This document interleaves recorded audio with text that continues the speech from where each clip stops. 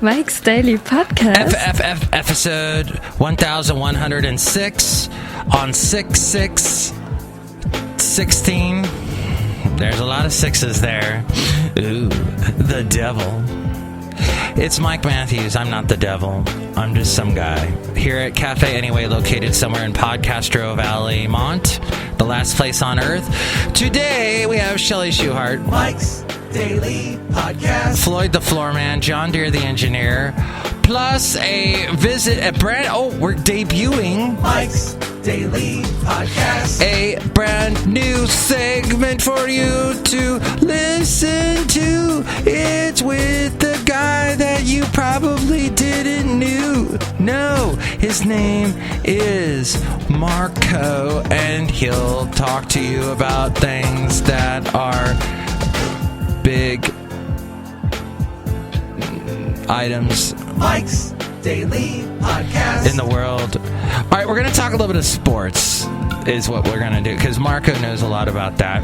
Mike's Especially Daily Bay Area sports, Podcast. which are particularly in the news as of late because of various things. We discuss other interesting topics as well that have to do with sports. All right, this is really not a sports podcast. I want to be honest with you. I don't know anything about it. But I will be educated on today's show. I feel as if Donald Trump has kind of gone a bad direction with this judge thing. Because people were kind of starting to forget how racist he is. They kind of forgot about it for a little bit. They're like, oh, he's so funny. Oh, the way he's railing against the establishment. Ooh, I can get behind that. And then all of a sudden, with this judge being Hispanic, and he's like saying all the, because you remember, I want to build a wall.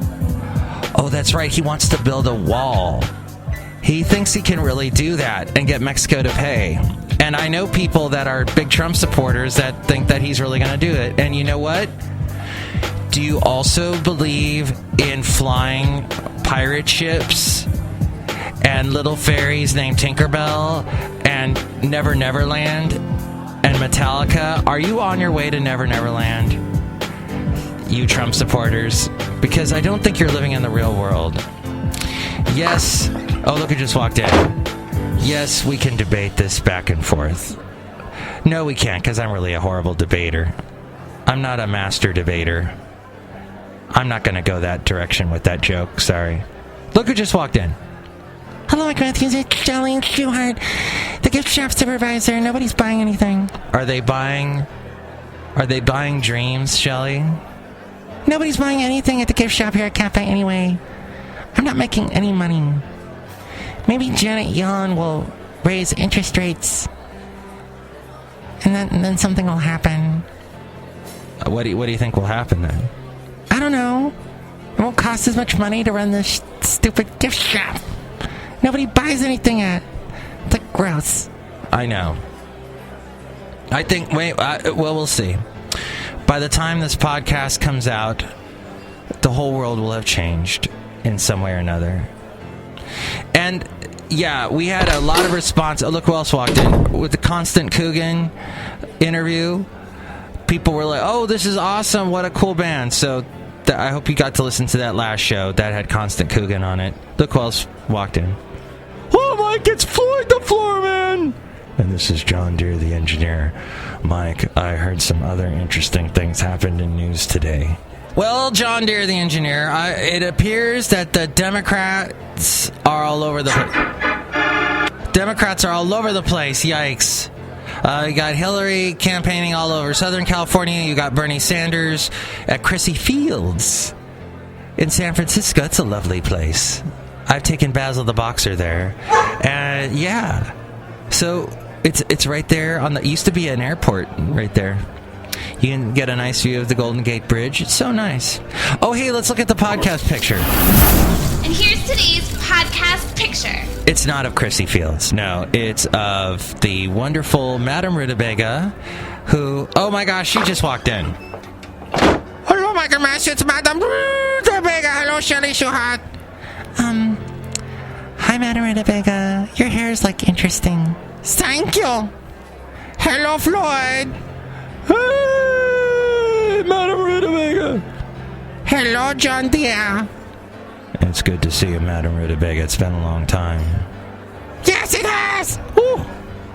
Well, I'm glad everyone got reacquainted there. You know, people like to mock my note-taking system here at work. Well, not here at Cafe anyway, but at work. I have a lot of notes as I am hitting the microphone showing. I take a lot of notes because there are many, many shows that I produce, and each person has their own way of wanting their show done. So I have to write down all the little notes for these shows. There are about 6 or 7 guys here at this station, or at my work, that mock the way I take notes. And you know what? It's sort of like I want to yell at them and say, hey, remember what your teacher told you in class when you're taking a test? Keep your eyes on your own paper. Leave me the heck alone. That's what I wanted to say. All right, now that I got that off my chest, the podcast picture is of Madam Rutabaga and I discussing something. That's right, Michael. Very wonderful. All right, MIKEs-DAILY-PODCAST-1106-Team is the website to find out all the past shows. Here are the past interviews I've done. You can see the podcast pictures from the past and other things that start with the letter P. The perfect place to go. Amazon. There's a link to the Amazon rainforest. No, actually to that shopping website. But if you go through that link that I have, then it helps us out. You support the show and doesn't change the way you shop, and all is well. There's also a link to the PayPal, see more P's. And if you want to help us out through that, you get a special greeting from all the Cafe Anyway characters. It's wonderful how that works out. All right, let's get to the news segment, and it's called the Marko Minute debut right now. Thank you, and good morning to everybody. That's Marko. How are you, Mike? Good, how are you? Barely awake, but, hanging in there. So, I have questions for you about sports, because you know a lot about sports, and it's early. Most people are asleep right now. Right. What happened yesterday in sports? All right, well, yesterday we had the Golden State Warriors just completely demolish the Cleveland Cavaliers, 110-77 in Game 2 of the Finals, which is the championship in basketball, for those of you who don't know. And the Warriors are just looking like a team that is possessed, and the Cavs look like a junior varsity team, because when you get beat by 33 points... I don't know what else to say other than you just didn't show up. And the way Steve Kerr is out coaching the Cleveland guy, that if they don't make any kind of adjustments to go big and play big against the Warriors, small lineup, it's going to be a sweep. That's all I can say. And it's that simple. The Warriors are the best team. They're going to be the greatest team ever, the most wins in the regular season, and they're going to have the most wins ever in a season when they complete the, I don't know if they're going to sweep Cleveland, but it's going to go no longer than 5 games, and then they'll be world champions back to back. Let's see. I don't know anything about sports. Right. Oh, I do know. Yes. That I watched a game. Who were they playing? Oklahoma last time they were playing, and they were scoring like pretty close to each other. Yes. Right? Maybe winning by just 6 points or something. That's correct. So this was, how many points did they win by? They won by 33 last night, and they won 50 points in Game 1 against Cleveland, and they're only the third team in NBA history to win the first 2 games of the NBA Finals by 15 points or more. And wow. Oklahoma City was the only true test the Warriors have faced all year. I respect that team, and they almost beat the Warriors, but the Warriors just showed their championship pedigree, and now they're just making Cleveland look foolish out there. And I'm loving every minute of it because I can't stand LeBron James. I just hate him. Where does this hate come from? He's just so overhyped. The media how can I say this without sounding vulgar here? They're just all over this guy. They think he's God's gift to basketball players, the best thing since sliced bread, and yet he hasn't been able to win a title without the help of other superstars.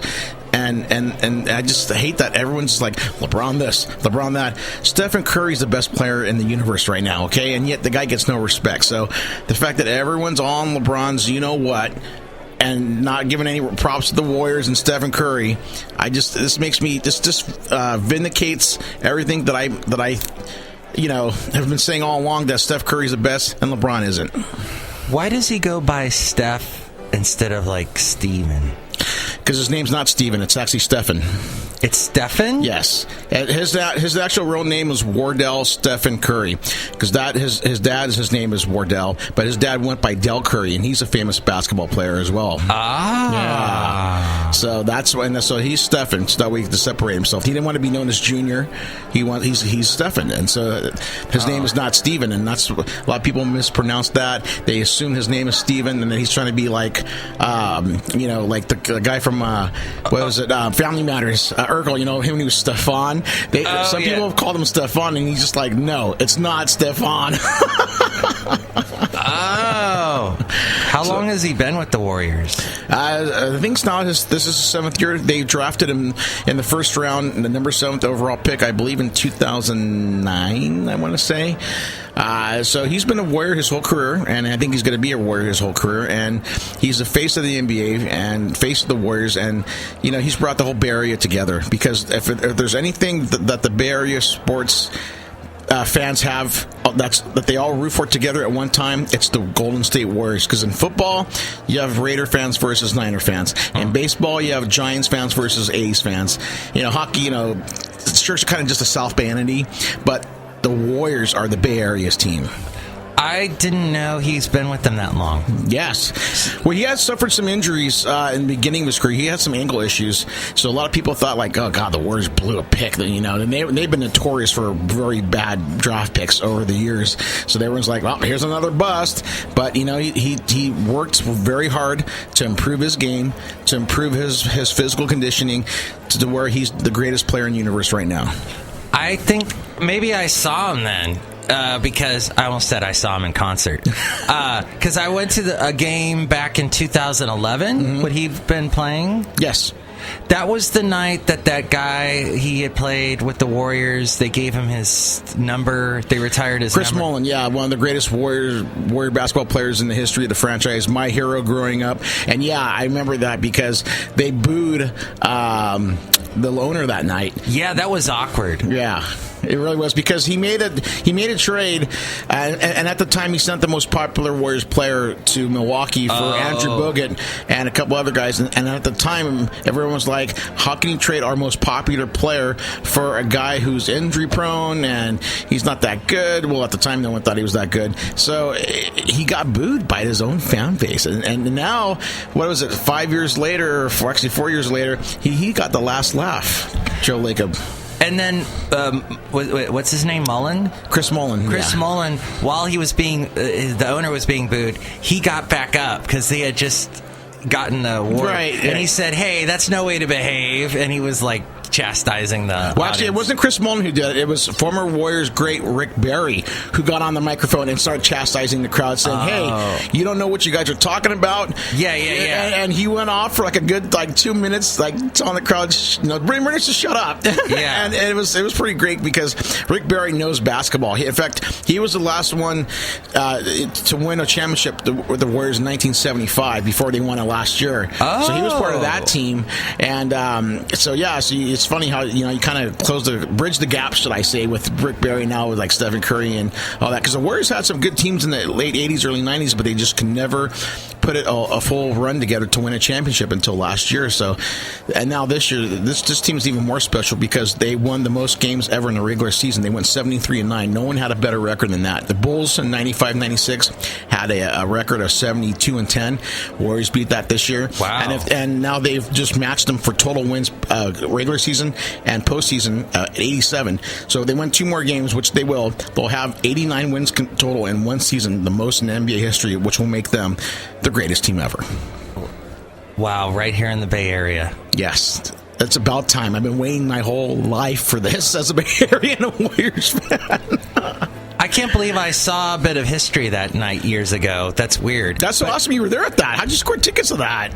My ex-brother-in-law, he had tickets, and my ex-wife and I went, and we had no idea what was going on, and we saw them lose. And we had just seen a game at UC Berkeley, and they did really well against Stanford at playing basketball. And we're like, this is weird to see a game where we're losing. But you actually went to a couple Warrior games recently? Yes, I was at Game 7 of the Warriors-Oklahoma City Western Conference Finals, and that's when the Warriors completed their comeback. They were actually down 3-1 in that series, and they came back and won three in a row to win the series 4 games to 3. How did you score those tickets? A buddy of mine who I do a sports show on a station here in the Bay Area, his neighbor calls him up at the last minute and says, hey, we're not going to be there. We're going to be in town Memorial Day. And that's when the Game 7 was on, last Monday, Memorial Day. And he's like, you want the tickets? And he's like, yeah. And it's funny, he texts me saying, hey, you want to go to the Game 7? And I'm thinking like maybe he wants to like go buy some tickets for that game. And I'm like, man, that's going to be like really expensive. And it's the Sharks are in the Stanley Cup Game 1. I'm like, nah, I'm cool. And then he texts me back and goes, well, okay. He goes, I understand. He goes, but my neighbor gave me free tickets. I'm like, what? Free tickets? I'm like, I'll go.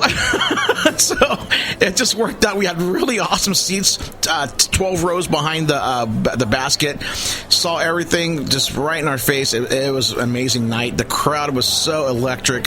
You couldn't even hear yourself think when the Warriors clinched the game, and the confetti was raining down afterwards. The Warrior girls, their cheerleaders, were dancing, and everyone was celebrating, hugging, high-fiving. It was an awesome time last Monday. Thank you for that report. Anytime. How did the Sharks do? The Sharks, they got off to a rocky start in their first Stanley Cup final appearance ever. 25 years in the making. They finally made the Stanley Cup final after years of where they've made the playoffs and kind of not done well. After, maybe 1 round, 2 rounds, but then after that they were done. So they got off to a rocky start. They lost the first 2 games in Pittsburgh, but they came home on this past Saturday night. Won Game 3 in overtime, a thrilling victory where they were down twice, came back to tie, and then won in overtime on Giannis Donskoy's beautiful shot from where he just goes high on the goalie side. Goalie never saw it. He was screened by his own men, and the crowd went absolutely nuts. They just went crazy when he scored the goal. And that's the most deaf thing I've ever heard of building ever, because the way the SAP Center is the way they made it was the way the roof is. It's like anytime there's like any kind of like a loud noise, it reverbs. Oh, wow. Big time. So like when you have 17,000 people screaming all at once, it sounds like 50,000 people in there. It was so awesome. Game 4 is tonight. I'm going to be there. Wow. The Sharks have a chance to tie the series, make it a best of 3 after that, and we'll see what happens. And I'm just going to say it would be very amazing that if the Warriors and the Sharks win their respective titles in the same year. It's never happened ever. This is really the first time they've ever been to the finals in the same year, and it would be amazing. I probably could die after that and say I lived a happy life. Wow. Were you at the last Sharks game then? Yes. I was at Game 3. I witnessed that. Fortunately for me, I was able to score a press pass from the NHL. So, wow. Yeah, it's really awesome. Got to interview the players afterwards, and got some good post-game sound bites from my other station that I'm at. Muhammad Ali passed away. Yes. And I thought it was interesting that at his... wait, was the funeral already? I don't know. No, I think that's this week, because he just died. I believe it was Saturday night that he died, or was it Friday night? It was just recent that he passed. And Billy Crystal is going to be like one of the main people at the funeral. I didn't know he was such good friends with Muhammad Ali. He used to do a Muhammad Ali impression on Saturday Night Live years ago. It was awesome. And in fact, even before he got on Saturday Night Live, he would do an impression of him. Whenever like they got together, like back in the 70s, I think there was this one press conference they were doing, and he Billy Crystal is so spot on with his impersonations. I mean, if you didn't know any better, if you just had your eyes closed, you would think you were listening to Muhammad Ali. That's how great Billy Crystal was. It's funny, Billy Crystal's done a lot of sports entities. He's a big sports fan too himself, actually. He's a Yankees fan. I know that. Oh, okay. And well, being from New York and all that. So, but it's funny because even though he's a Yankees fan, he's also a LA Clippers fan too. So it's funny in basketball. But yeah, Billy Crystal was awesome at doing impersonations, especially of Muhammad Ali. And Muhammad Ali will go down as one of the greatest boxers of all time. Really, you can't say anyone was maybe better than maybe top three. He's definitely one of the top three, if not number one. So it's sad that he's now gone. He even recorded an album. They used to play songs off of it on Dr. Demento. Oh, did they? Yeah, he would, and then he would, I think there was a song that was like a rap that he did his whole fly like a butterfly, sting like a bee, and they threw all that in there. And wow, I can't believe I actually talked a little sports on my podcast. Look at that. You talked more than a little sports. This was great. What are we at, 10 minutes right now? Gee, yeah. The MARKO Minute lasted over 10 minutes. Wow. Look at that. So should I put sports on my tag in podcasts, and maybe I'll get a bunch of listeners? You might just expand your horizon of an audience now and get more people listening, because they're going to think you know what you're talking about. No, I let you do all the talking. That's why I like to hear. And your shirt says, "To err is human, to blame someone else shows good management skills." Exactly, because I've been in a lot of places where this T-shirt has been very, very true. Oh boy, I've been thrown under buses by management for it wasn't my fault. Well, that's a whole other topic. Right. Maybe next time we'll talk about our experiences being thrown under a bus. Not to be partial or anything. Go Warriors. Go Sharks. Been a pleasure, Mike. Thank you, Marco. All right. As we go outside a cafe anyway, we're bringing Mike's Daily Podcast somewhere in Podcastro Valley. Now you know so much more about sports than you did at the beginning. I know more than I did, because I know nothing about sports, and there you go. Next show, it is going to be Benita, the Disgruntled Fiddle Player, and the Brewmaster. Oh, and next show, I'll probably have voted. It's good to finally... In California, we see the rest of the country vote all freaking year long, and now we finally get our say. And it actually matters this time, so it's pretty awesome. Yay. Mike's Daily Podcast is written and produced and performed by Mike Matthews. His podcast is super easy to find. Download or listen to his show and read his blog at MIKEs-DAILY-PODCAST.com. Email Mike now at MIKEs-DAILY-PODCAST@gmail.com. See you tomorrow. Bye!